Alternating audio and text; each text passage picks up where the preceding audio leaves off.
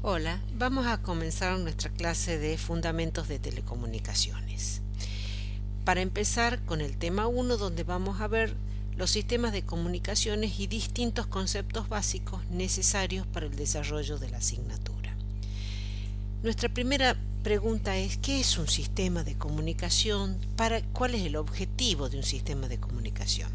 Entonces, el objetivo de toda comunicación es reproducir en el destino una réplica lo más aceptable posible, de manera inteligible, de la información proveniente de la fuente.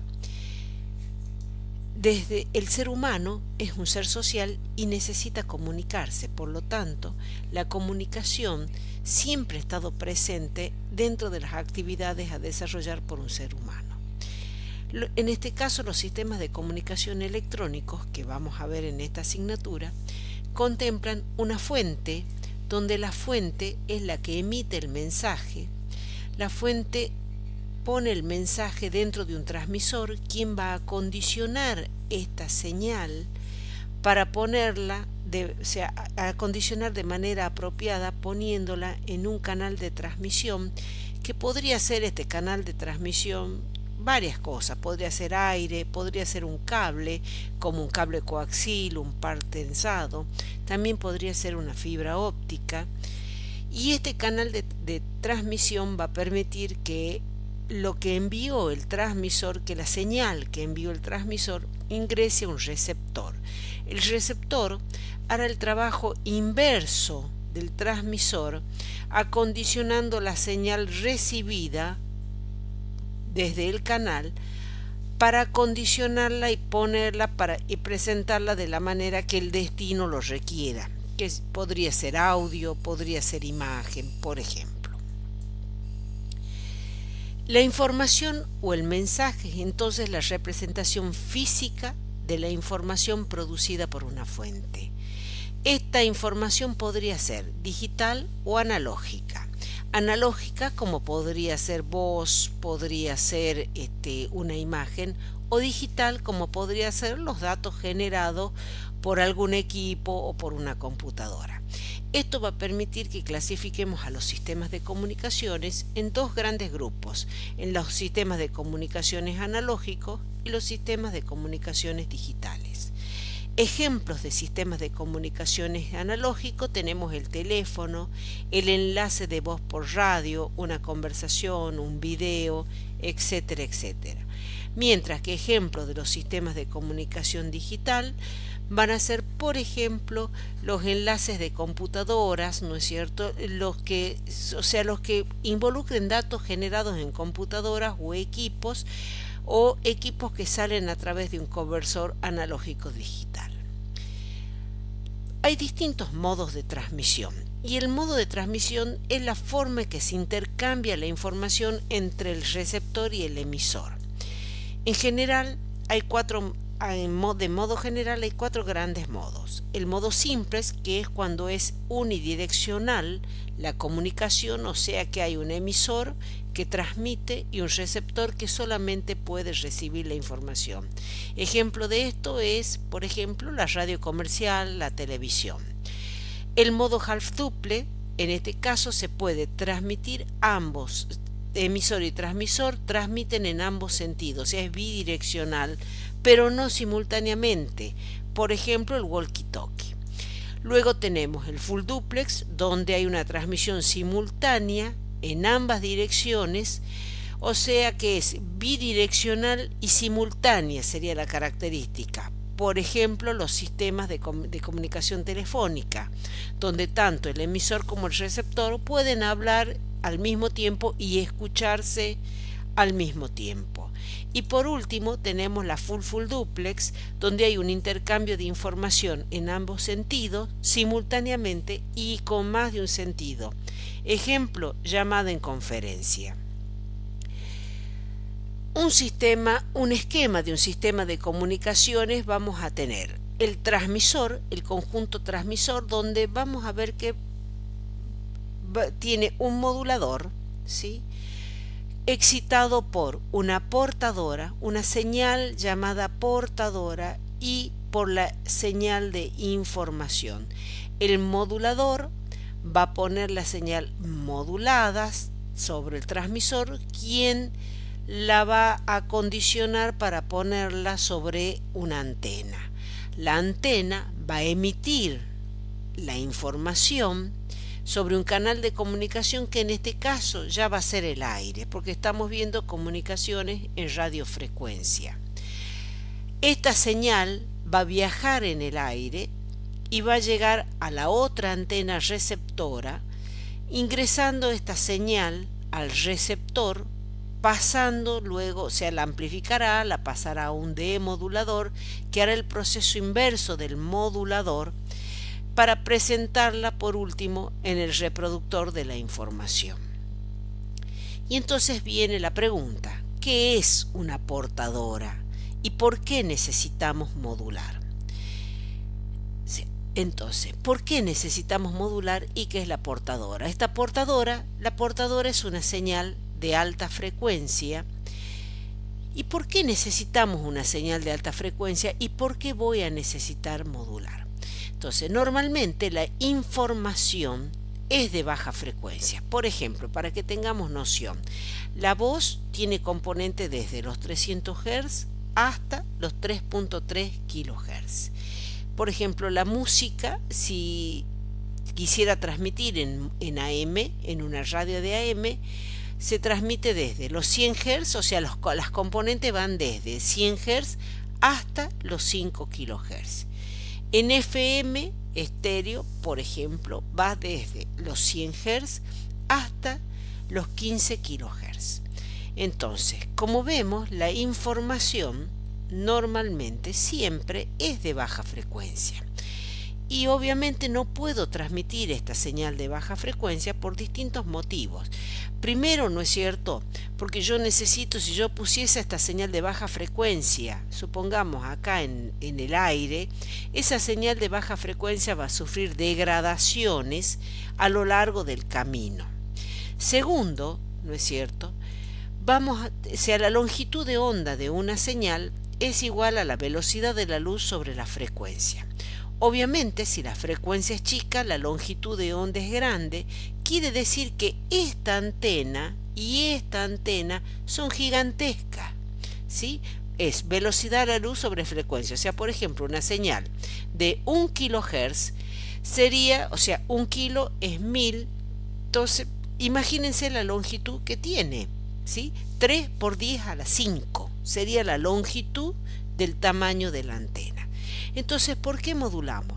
Modulamos entonces por diversos motivos. Entonces, uno, para disminuir el tamaño de la antena. Segundo, para optimizar el ancho de banda de este canal, evitando interferencia entre canales. También dijimos que para proteger la información de las degradaciones por ruido y lograr una mejor calidad de transmisión. Por todos estos motivos es que yo necesito esta modulación. Una onda electromagnética, ¿no es cierto?, tiene parámetros. ¿Y qué significa modular? Modular significa que voy a esconder la información dentro de algún parámetro de una señal de alta frecuencia llamada portadora. Una onda electromagnética viaja por el aire, no necesita de un medio para propagarse, puede viajar en el vacío, y esta onda electromagnética vamos a decir que tiene 3 parámetros: amplitud, frecuencia y fase. Para aclarar nomenclatura, la señal de información también la vamos a encontrar en los libros como señal moduladora o señal banda base en libros más antiguos. Una característica es que la frecuencia de la portadora siempre es mucho mayor que la frecuencia de la señal moduladora. Durante el diseño del sistema de comunicaciones vamos a encontrar principalmente 2 limitaciones, las tecnológicas y las físicas. Las tecnológicas obviamente van a estar impuestas por el hardware, por las regulaciones, por el factor económico, mientras que las físicas principalmente son el ancho de banda y el ruido. Veamos el diagrama básico de un modulador. Un modulador va a ser un sistema compuesto por dispositivos electrónicos que trabajan de manera no lineal. Este modulador es el encargado de producir la modulación deseada de tal suerte que a la salida ya tengo la señal modulada. El modulador a su vez está excitado por la señal moduladora con subíndice M, como podemos ver, o información, y la señal portadora con su subíndice C de carrier, que es la señal de alta frecuencia. ¿Qué significa modular? Dijimos que este modulador lo que iba a hacer era, íbamos a esconder esta señal de baja frecuencia dentro de la señal de alta frecuencia. Pero ¿cómo la va a esconder? La va a esconder alterando sistemáticamente uno de los parámetros de la portadora de acuerdo a la señal de la información. De esta manera, si esta es la señal de alta frecuencia, cuyos parámetros son amplitud, frecuencia y fase, o bien frecuencia y fase arman el ángulo, vamos a decir que si la amplitud de la señal de alta frecuencia varía en forma directamente proporcional con la señal moduladora o con la información, tenemos modulación en amplitud. Mientras que si fuese el ángulo el que varía en forma directamente proporcional con la amplitud de la información, vamos a obtener una modulación en ángulo en sus dos versiones, que son frecuencia modulada y modulación de fase. En ambos casos, el resultado, o sea, la señal, en todos los casos, mejor dicho, la señal modulada va a estar compuesta por varios sinusoides de distintas fases, distintas amplitudes, frecuencias y fase. Por ejemplo, vamos a ver, esta es una señal, esta es la información y esta es la señal modulada. En este caso es una señal modulada en amplitud. Como podemos observar, ¿no es cierto? Esta es la señal modulada. Si quisiéramos escribir su expresión, como lo indica Fourier, sería la suma de distintas senoidales de distintas amplitudes y distintas frecuencias. Efectivamente, esta señal modulada en amplitud tiene esta forma, y si yo hiciera el desarrollo matemático, ¿sí?, encontraría que es la suma exactamente de tres sinusoides: un sinusoide de amplitud BC y frecuencia omega C, o sea, frecuencia de portadora; un sinusoide de frecuencia BM sobre 2 y frecuencia un poquito omega C más omega M, o sea, un poquito mayor a la frecuencia de portadora; y un sinusoide que es de la misma amplitud que el anterior, o sea, BM sobre 2, y de frecuencia inferior a la frecuencia de portadora. Bueno, hace unos instantes dijimos que una de las principales limitaciones era el ancho de banda. Vamos a hablar de distintos anchos de banda en un sistema de comunicaciones. Vamos a hablar, en primer lugar, del ancho de banda de la información, y es el ancho de banda que tiene la información en sí. Por ejemplo, si fuese una voz, el espectro de la voz va desde los 300 Hz hasta los 3.3 kHz. O sea que el ancho de banda en este caso es de 3 kHz.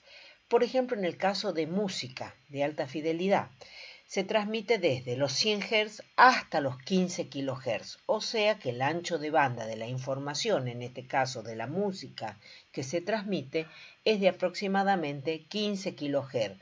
O de exactamente 14.900 Hz. Por otro lado, vamos a tener el ancho de banda del canal. El ancho de banda del canal es el ancho de banda que tiene la señal ya modulada en sí. Es el ancho de banda que necesita esta señal para poder ser transmitida. Este ancho de banda normalmente es mayor, o sea, en la mayoría de los casos, es mayor que el ancho de banda de la señal. Por ejemplo, en FM es de 200 kHz. Veamos un ejemplo de FM. Tomemos, por ejemplo, los 40 principales, la emisora Los 40 principales, que transmite en el 92.7 del dial, lo cual quiere decir que su frecuencia de portadora es de 92.7 MHz. Sin embargo, la información que transmite tiene componente entre los 92.6 MHz y los 92.8 MHz. O sea, la frecuencia portadora sería la frecuencia central de ese ancho de banda. Es la frecuencia que vemos en el dial de sintonía. Entonces, ahí aparecen estos 200 kHz que decimos es el ancho de banda del canal. Entonces, este ancho de banda del canal se va a relacionar con la velocidad de transmisión de la información y con la cantidad de información que se puede transmitir en un tiempo dado, y esto acá estamos hablando de los sistemas. El segundo componente que limitaba, habíamos hablado del ruido, también como importante limitador en un sistema de comunicaciones. Entonces, ¿a qué le vamos a llamar ruido? Le vamos a llamar ruido a toda señal no deseada proveniente de diversas fuentes y que van a interferir en señales analógicas como digitales. Y veamos el ejemplo en una señal analógica. Esta sería el caso de una señal pura, y acá tendríamos un ruido que se ha sumado a esta señal analógica. De esta manera lo podemos ver intuitivamente, podemos decir, a este ruido. Entonces, en un sistema de comunicación, por ejemplo, va a ingresar esta señal ruidosa. La antena, llega antena esta señal y la antena no puede discriminar qué es señal y qué es ruido. Por lo tanto, ingresa señal y ruido por antena, encuentran un primer amplificador, ambas se amplifica porque el amplificador no tiene capacidad para separar cuál es señal y cuál es ruido, y luego y así llegarán el camino hasta, por ejemplo, hasta el final, o sea, hasta el parlante. Por lo tanto, es muy importante, ¿no es cierto?, ya que ingresa la señal con ruido, evitar que en el camino no se degrade aún más, que no se agregue más ruido. Y también es muy importante que los dispositivos que va a encontrar en el camino, los dispositivos electrónicos tales como diodos, transistores, FET, etc., no agreguen más ruido a lo que ya la señal trae en sí. Vamos a definir ruido eléctrico como el cambio aleatorio de una magnitud eléctrica, o sea, corriente-tensión, que tiende a viéndola más lenta y en algunos casos se produce un bloqueo. Es importante destacar que lo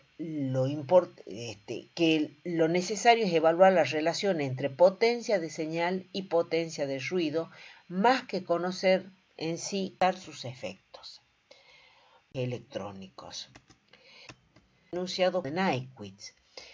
Este flujo de corriente que se origina por el aumento de la temperatura es resistido y entonces los átomos se agitan y los electrones chocan unos contra otros, produciendo este flujo de corriente. Esta resistencia aparente del conductor va a producir una tensión aleatoria que técnicamente se llama ruido o ruido. Entonces, el ruido térmico es una variable aleatoria de no es igual a cero.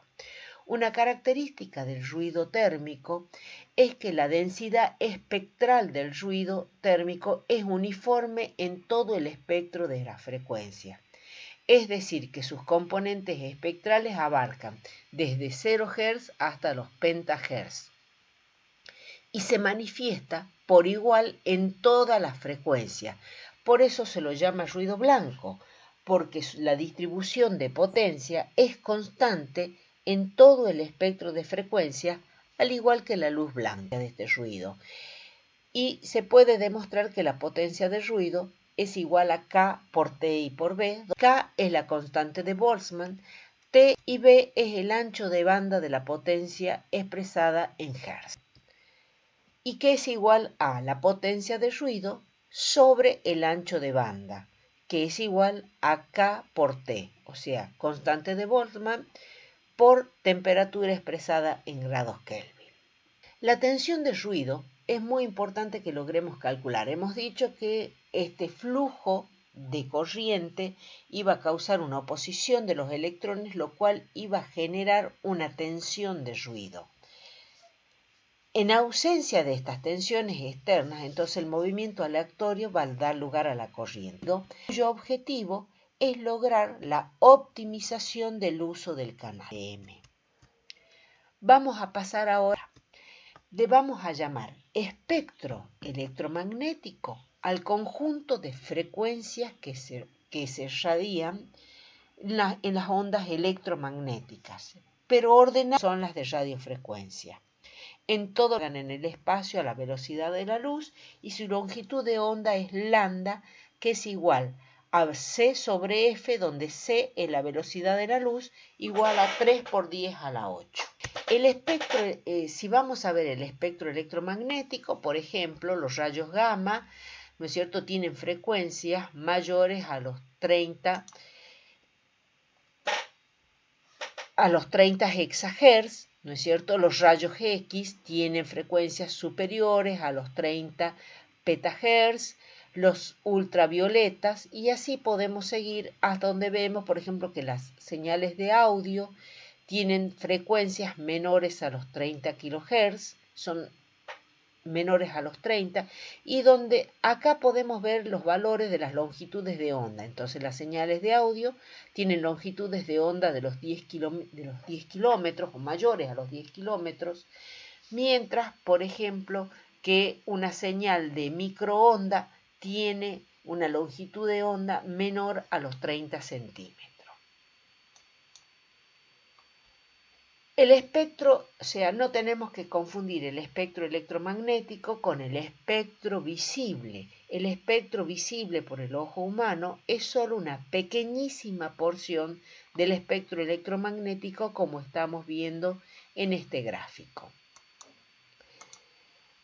¿A qué le llamamos espectro radioeléctrico? Le llamamos espectro radioeléctrico a la parte del espectro electromagnético que se va a usar radioeléctricos.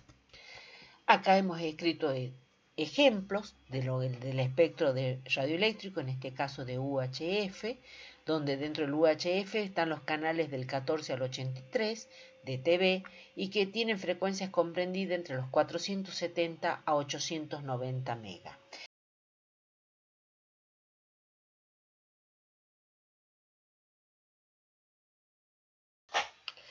Bueno, para continuar, vamos a hablar de los decibeles. Entre las especificaciones fundamentales de un circuito, de cualquier circuito en realidad, está la relación entre las potencias de entrada y salida, tensiones o corrientes de entrada y salida. Esta relación se llama ganancia. La ganancia es un número adimensional. En el caso de la ganancia de tensión se define como tensión de salida sobre tensión de entrada, la ganancia de corriente como corriente de salida sobre corriente de entrada y la ganancia de potencia como potencia de salida sobre potencia de entrada. Estos números son adimensionales. En el caso y puede ser un número mayor a 1 o menor a 1. Si el resultado es inferior a 1, significa que hubo una atenuación. Por ejemplo, si la ganancia de tensión es inferior a 1, significa que la tensión de salida es inferior a la tensión de entrada. Por lo tanto, se está atenuando. Ejemplos de esto son los circuitos, cualquier circuito pasivo como divisores de tensión, filtros, etc. Sin embargo, dentro de un mismo sistema de comunicaciones, vamos a tener situaciones como que en la antena tenemos tensiones del orden del microvoltio o potencias del orden del microvatio, y tal vez a la salida en un parlante tenga, por ejemplo, potencias del orden del vatio. Es muy engorroso y muy difícil y fácil de cometer errores manejar con números muy pequeños, con muchos ceros a la izquierda, o con números muy grandes, con muchos ceros hacia la derecha. Entonces, por lo tanto, nos conviene trabajar con lo que se llama, ¿no es cierto?, los decibeles. El decibel relativo, ¿sí?, es la expresión de la ganancia en forma de decibel. Entonces, por ejemplo, la ganancia de potencia en decibeles se define como 10 veces el logaritmo de la ganancia de potencia, o sea, del valor absoluto de la ganancia de potencia en dB. La ganancia de corriente se define como 20 veces el valor absoluto de la ganancia de corriente en veces y la ganancia de tensión en decibeles como 20 veces el logaritmo del valor absoluto de la ganancia de tensión. ¿Qué ventajas tiene expresar las ganancias en decibeles? Bueno, que cuando tengamos etapas en cascada, la ganancia de la cascada será la suma simplemente de estas ganancias. O sea, por otro lado, ¿no es cierto?, también va a tener la gran ventaja que, entonces está convirtiendo multiplicaciones en suma y por supuesto que va a convertir las divisiones en resta. También, ¿no es cierto?, vamos a tener la gran ventaja, por ejemplo, de saber que si se suman 3 decibeles, la ganancia se multiplicó en 2 y que si disminuye 3 decibeles, equivale a que la potencia cayó en 2. Y ahí viene lo del punto de media potencia que está 3 veces por abajo de la ganancia de techo. Entonces, decibeles. El decibel absoluto, o sea, agrega una tercera letra en la notación. Bueno, el dBm o decibel absoluto es realmente una unidad de medición. Así como es el vatio, el dBm es una unidad de medición de potencia. O sea que, por ejemplo, si quisiéramos medir la potencia que se desarrolla sobre una resistencia de carga y pongo un batímetro, el batímetro trae una escala en vatio y otra escala en dBm. ¿Qué es el dBm? Entonces, el dBm es el nivel de potencia referido a un milivatio. Se lo calcula como un dBm igual a 10 veces el logaritmo de la potencia de salida sobre un milivatio. Entonces, es una comparación respecto a un milivatio. Entonces, según el valor del dBm, yo sabré cuánto mayor es al milivatio y si no, cuánto menor es al milivatio. Para que tengamos nociones de los valores de dBm, 60 dBm equivalen a 1 kilovatio y es la potencia típica de transmisión de una radio FM. Por otro lado, 20 dBm equivale a una potencia de 100 milivatios y es la potencia de transmisión del Bluetooth estándar clase 1 con una cobertura de 100 metros.